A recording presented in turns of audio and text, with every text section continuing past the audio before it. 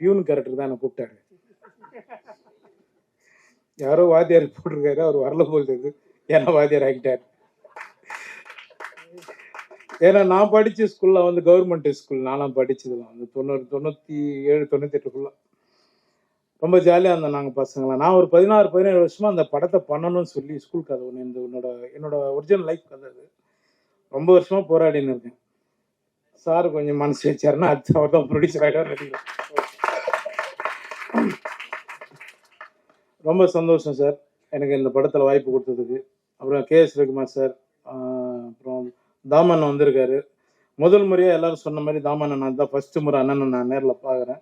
நிறைய இடங்களை பார்த்துருக்கேன், பட் ஆனால் ஒரு ஆடியோ ஃபங்க்ஷன் இப்போ தான் பார்க்குறேன். நான் அண்ணனை கேட்டேன், அண்ணா என்னென்ன படம் என்ன பண்ணுறீங்க? இல்லைப்பா அப்படின்னா. அண்ணா பண்ணலாண்ணே அப்படின்னு. நான் இப்போது சொல்லிடலாம்லண்ணா. அவர் சொல்கிறாரு, நான் வந்து ஸ்டூடெண்ட்டுங்களுக்காக மட்டும்தான்ப்பா இருக்கிறேன், நான் 50 லட்சம் ஸ்டூடெண்ட்டை பார்த்துட்டேன், எனக்கு படம் கொஞ்சம் நான் அப்படியே போகிறேன்ப்பா அப்படின்ட்டு. ஆனால் உங்களெல்லாம் பார்த்து தான் நாங்கள் காமெடி நடிகர்கள் ஆகணும், சீக்கிரம் நீங்களும் படம் பண்ணுங்க, சரிங்களா? ரொம்ப நன்றிங்க எல்லாருக்கும். ரொம்ப நடித்த நடிகர்கள் எல்லாருக்குமே நன்றி. பூமிகா மேடமுக்கும் எல்லாருக்கும் நன்றி. வேறு என்ன சொல்லுங்க சார்? சார் அவரை பற்றி சொல்லாமல் எப்படி சார் நீங்கள் மாட்டி விடுறீங்க?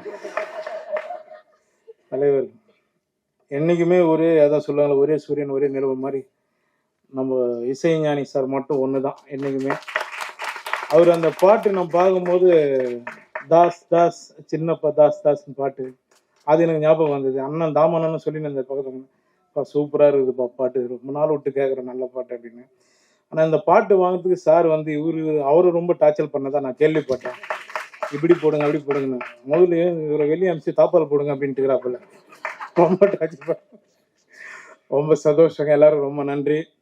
நான் இன்னொன்று ஒரு 8:30 மணிக்கு இப்போ நாங்கள் போட் ஃபங்க்ஷன் போனோம் அந்த படத்துக்கு சத்யம் தேட்டரில்.